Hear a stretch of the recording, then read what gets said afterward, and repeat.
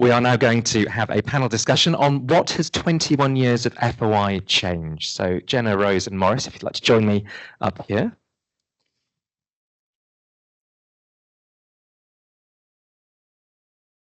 And I will introduce you as you come up. We haven't got sort of walk-on music, but...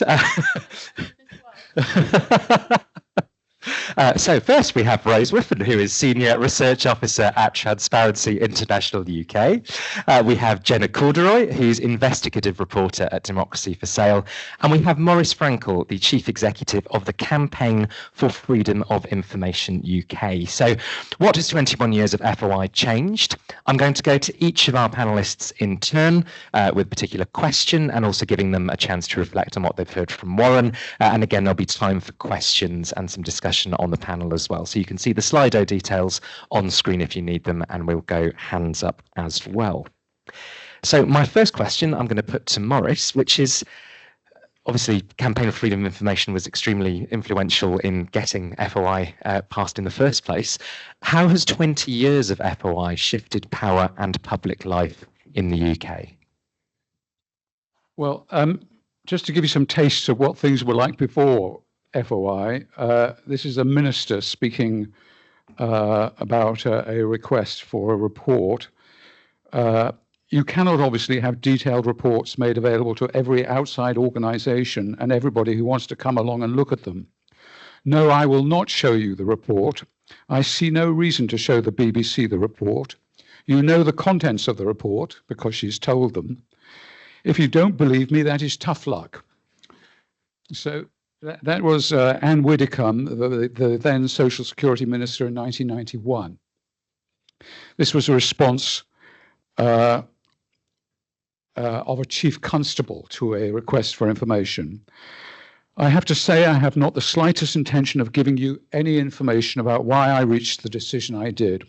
To sum up, I would please ask in future you direct your inquiries to me personally, but I can assure you you will certainly not receive any answers. And that was a chief constable, not to a member of the public, but to the chairman of the Police Complaints Authority. So those are extreme examples, but still examples of the culture that too many authorities, including central government, displayed in the past. When we were running various private members' freedom of information bills in the period from when we were set up in 1984, before FOI was achieved, and after one of them, the Home Office Minister said, I had to deal yesterday with a bill to introduce a Freedom of Information Act. This would have meant that Saddam Hussein could turn up at the Cabinet Office on Thursday after the Cabinet meeting and demand to see the Cabinet papers. Well, you know, none of us can turn up and demand, and none of the bills would have allowed that. There were obviously going to be, there were relevant exemptions which did and still do protect legitimate interests. So what's the change in culture? The first thing is obviously we have an act, but most important, we have a regulator of the act. And so that in itself means that contraventions of the Act now face repercussions for authorities who don't comply. There are still, things are far from perfect, and there are still some authorities which seem to employ delaying tactics in dealing with requests. The consequences of delay are usually not severe for them at all. It sometimes seems as if they don't pay any attention to the terms of the request at the first stage, and then the internal review which comes up rubber stamps the first inadequate review, and it's only when the Information Commissioner turns up on the scene that in some cases they actually look for the information that has been requested. And I mean, there have been cases of authorities refusing requests at the first stage, saying that information is not held. The internal review saying, after a thorough investigation, we confirm that the information is not held. And once the case starts, the Commissioner discovers that the information is held and nobody's looked for it until that point. So I think what we need is authorities to feel that they will receive a lot of attention from the Information Commissioner when they do not make a good faith effort to comply with the Act. And I think we have seen from the Commissioner's office since John Edwards took over, very, very long overdue measures to start doing that, and in particular the use of enforcement notices to address authorities which have built up a large backlog and have not done anything or not done enough to deal with the backlog. We also are seeing now the penalty for failure to comply with a decision of the Information Commissioner is action for contempt of court. So we've recently seen in the last 6 months 2 contempt of court actions which have resulted in a positive finding of contempt, in one case against a police force and in another case against a county council. The county council had failed to comply for over 3 months with the decision notice which gave them a 35-day limit for compliance. They had carried out a search which was incapable of finding large part of the requested information. Somebody had asked for information which had led to a decision to install bollards in the road accessing her home. The search had omitted any reference to the word bollards. And the explanation was they were looking at the circumstances preceding the decision to install bollards, therefore it wasn't necessary to search for bollards. Now, in the past, authorities were getting away with even failing to comply with Information Commissioner notices. And I think the system is now beginning to show that that is not a penalty-free option for authorities. So we very much welcome the increased use of enforcement powers by the Commissioner, but it's still not enough. It is still too easy for authorities not to comply promptly and not to treat their first response as the data which they expected to get their response correct. And the problem here is that authorities who don't get it right at the first stage get another opportunity to get it right at internal review. And those that don't get it right at internal review get another opportunity to put it right when the Information Commissioner begins his investigation. And at the end of the day, if the information is disclosed during the Information Commissioner's investigation, an authority is not penalised in any way. It's acknowledged in the decision notice, but they're described as having complied with the Act. Whereas in fact they have failed to comply with the Act and they have belatedly made good the failure. And I think there should be more attention to that type of event, and that would help move things along in future.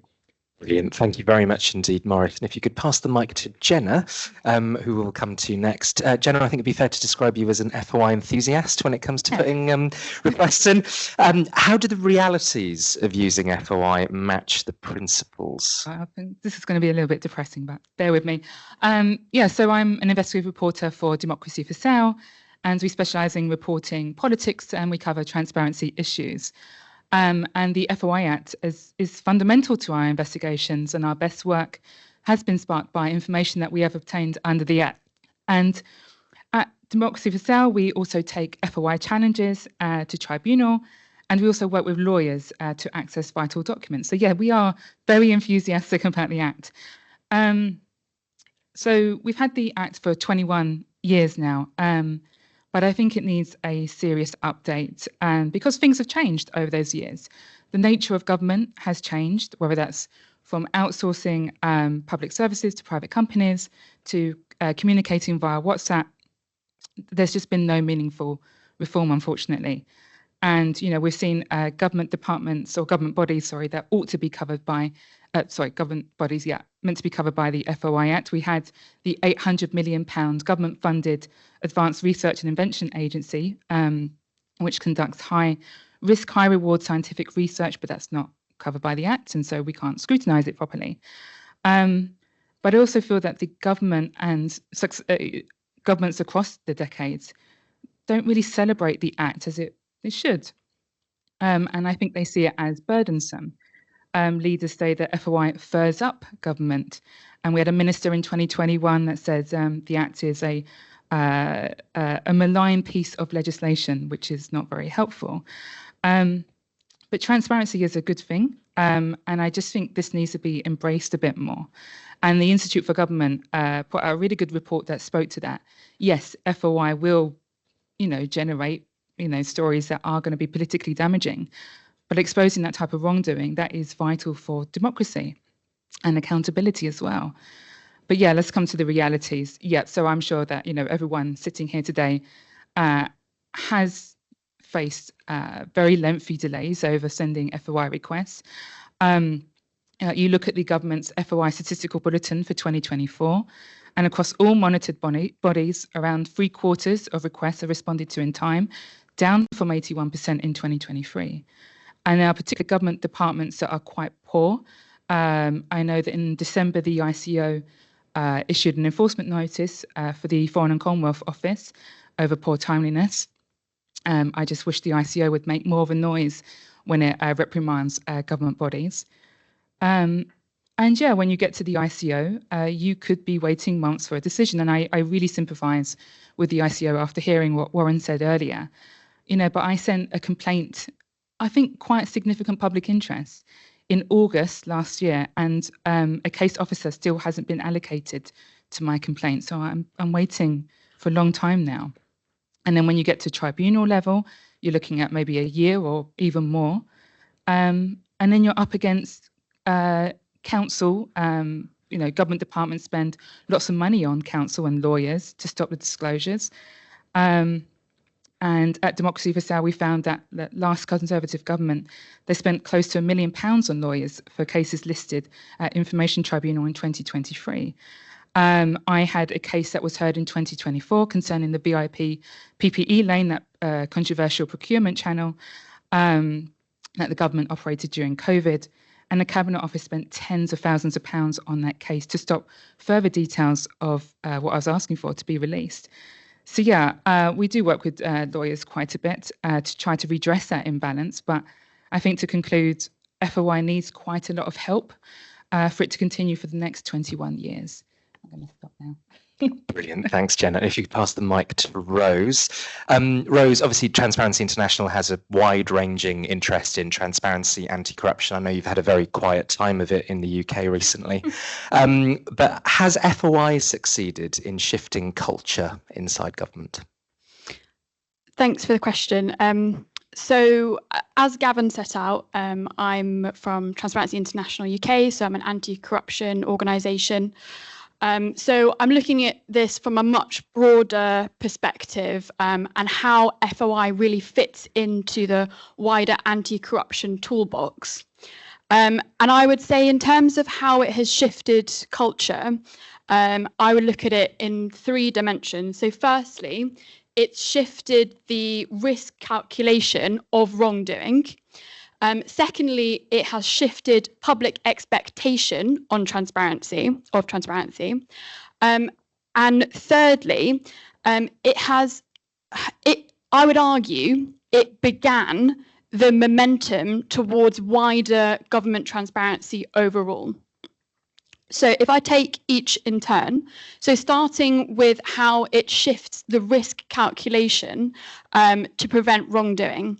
So if I just dive into a bit of anti-corruption academia, bear with me. So there's an academic called Robert Klitgaard, and he proposes that the way that we look at corruption is that it equals monopoly plus discretion minus accountability. And that's how corruption prospers or how we can address it. So I would argue that freedom of information actually addresses each of those 3 dimensions, and in particular, the accountability strand. So if I just give you a quick rundown of what those 3 things mean. So monopoly is the control over goods or services of the decision-making process. Discretion is the authority to decide who receives a service and how much. And accountability is the oversight mechanism that hold officials responsible. So if you look at the monopoly element in government decision-making and government behaviour, we see that FOI introduces journalistic counter-expertise and exposure of procurement anomalies. And we've seen this sort of pattern detection in the COVID-19 scandal and how so many of those contracts were revealed through FOI. And crucially, corruption prospers where there's an information asymmetry. And this is where FOI starts to try and rebalance that information asymmetry. And then if I take the next dimension, which is the discretion. So FOI changes the anticipated visibility of decision making because officials know that their advice may be disclosed, their risk assessments may surface, and their communications may be scrutinised. So it can potentially reduce arbitrary decision making, but obviously exemptions apply. Specifically, Section 35 of policy formulation, and increased FOI, it can potentially mean that some of that policy making then goes into informal channels. So it's not without its problems. But if we turn to the final element, so accountability, how does FOI increase accountability? I would argue this is where it most strongly affects the calculation because it holds decision makers to account by the fact, it generates evidence for investigative journalism, it supports civil society campaigning. And I think here the role of the Information Commissioner Office is really important because that's that additional enforcement mechanism when it comes to accountability. So I would say, it's not without its challenges, notwithstanding a lot of the challenges which Jenna mentioned when it comes to exemptions and delays. But overall, I think that FOI has shifted that risk calculation. It's not eradicated secrecy, it's not eradicated the influence of private interests on decision making, but it's just shifted that risk calculation a bit. I would also say, it shifted public expectation making in the fact that we now see transparency as a principle and that the public are much more demanding of that transparency. Then my last point is how FOI has shifted culture, is I think that it was the beginning of an overall move to government transparency, because we now have procurement data, we have spend data, and we have a lot released of that shift, and the others followed later. And so those are my three dimensions where I think FOI has shifted the culture. Brilliant, thanks, Rose. Before we go to, I'll switch it back. Hang on a second. Right, hopefully that will work. If you want to pass that down to Warren, we will go to questions from the audience shortly. But Warren, first of all, I just wanted to know if you had any reflections on any of that. And also, I will put to you the most upvoted question online, which is from Mariano Delisanti. Statistics show that the ICO is receiving as many data protection complaints as in 2021. Why is workload that was normal 4 years ago a crisis today? Okay, I'll come back to that. Just reflecting on the culture point. One thing that I'm conscious it's easy to do with FOI, and certainly it's where a lot of my time is spent, is thinking about central government. Actually, kind of research VICO's done in the past has shown that more than 10 million people have made an FOI request over the years. That is a fantastic success.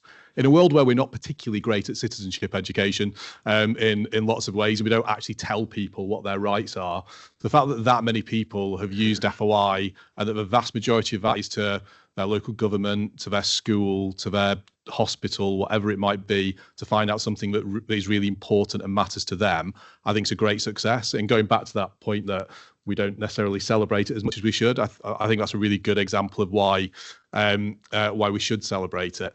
And the other thing on culture that I think is interesting is if we go back to kind of March 2020, which I know a lot of us don't like to, when FOI had been in for 15 years, and think about some of the risks that people talked about when it came in, when I was working in central government, in that it was going to impinge debate, that people would stop writing things down, that that free and frank discussion would fall by the wayside.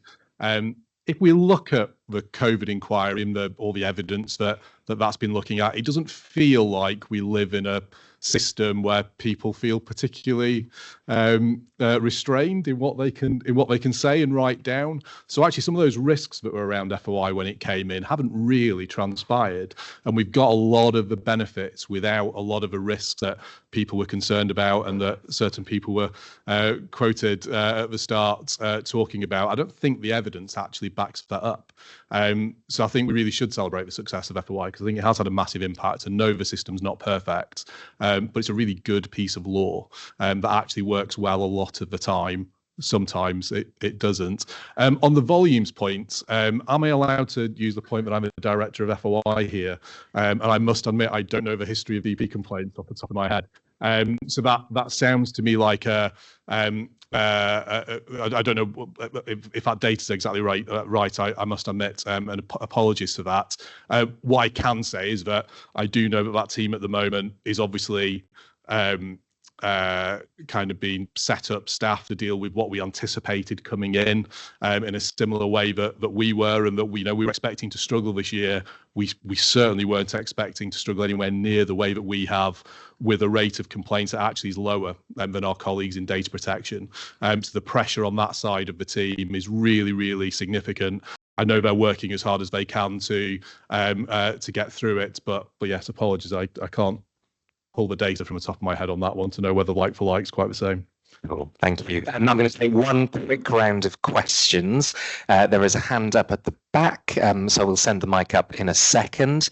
And I'm also going to share a couple from. I'm going to share a couple from online, and then I will send Alex running to the back. So we've got one from Ken Keith, the chair of the UK Open Government Network.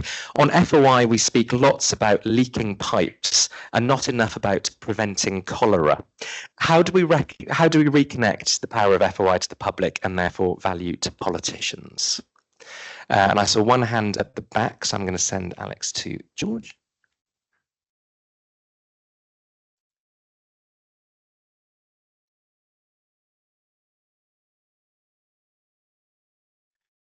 Thank you, Liz.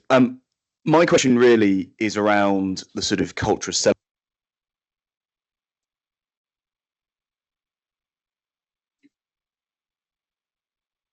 why do you think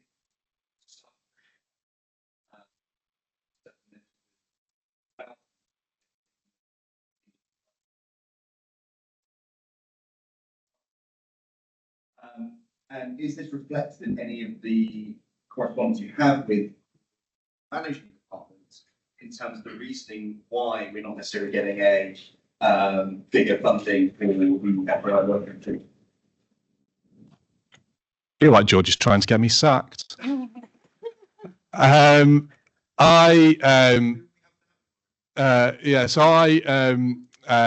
what I would say is, I guess going back to the comment I made in my initial remarks, what we see across government, but also the public sector as a whole, actually, in FOI teams, is people who are working really hard to get through it, and actually are quite often champions for transparency, really passionate about it. It's a bit of a calling, FOI.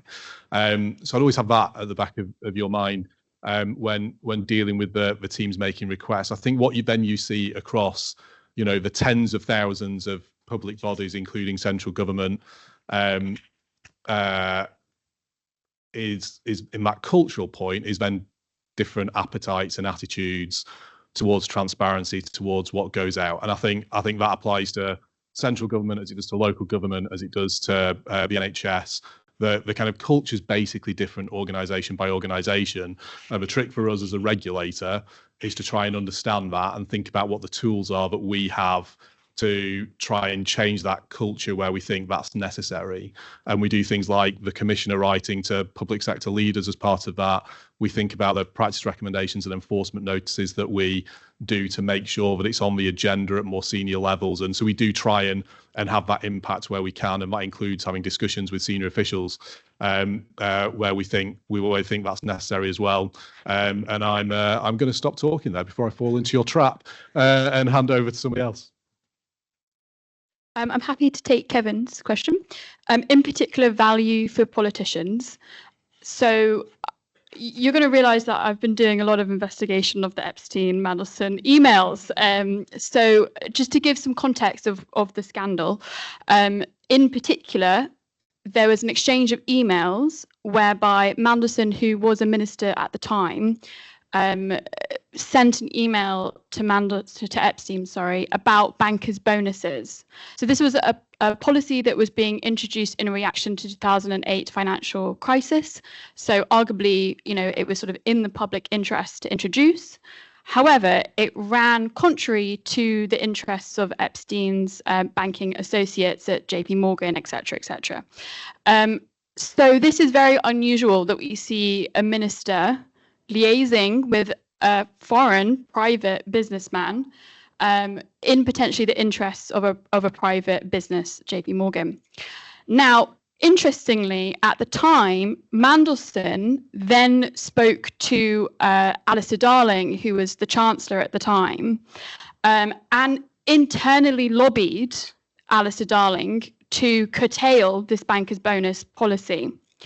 Now, had there been more transparency as the norm, had there been more proactive transparency in this circumstance, then Alistair Darling would have known that internal lobbying, where that was coming from, and then he would have had more informed decision making on his part.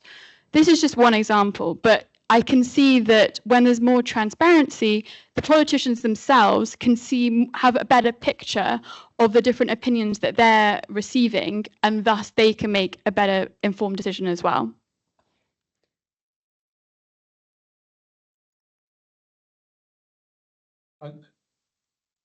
I'm not responding to this point, but what I do want to say is I want to endorse Jenna's point about how valuable it would be for the Information Commissioner's enforcement action to be very visible, because actually the greatest incentive for compliance is the threat of public shame from intervention by the Commissioner or the courts here. And particularly in the early days, the Commissioner's office had a policy of being very gentle with public authorities. But the FOI officers who are keen on FOI didn't appreciate that, because it meant there was no threat that they could put to the people above them in the authority that resisting disclosure on poor grounds would end badly for them. And actually, they were hoping for a more robust policy, a more publicised robust policy from the ICO. I think we're moving towards that, but I think the publicity for that, and to maximise the publicity for that, is really going to be a big help in changing attitudes in public and in strengthening the arm of the FOI officers who are trying to improve the performance of their own authorities. Thank you. Yeah, I just want to echo Maurice's really great point. Yes, I'd love to see the ICO be a bit more visible. I mean, I think a few years ago, I remember the ICO reprimanded quite a few government bodies, and I know it issued a press release and it got a huge amount of pickup. I mean, I even covered the enforcement notices story as well, so I'd love to see more of that. But also, I think going back to the tone of FOI, and I think it really is down to the central government, the top central government departments, to say, FOI is a good thing. I think so before coming into power, I know that Keir Starmer was quite enthusiastic about FOI. There was even a mention in an essay that he wrote. But I think now coming into power, I've heard nothing. I don't know where everyone else has heard anything, but it just feels a lack of momentum, a lack of enthusiasm. I mean, again, correct me if I'm wrong, but I didn't see any celebrations of the Act when it reached its 25th or 20th, whatever you feel, anniversary last year. So, yeah, I do think the onus is now on central government departments. We're about to go for a break, but I'm going to ask one final question to the panel. One-line answers only, please. If you could change one thing about the FOI Act for the next 21 years, what would it be? One line, please.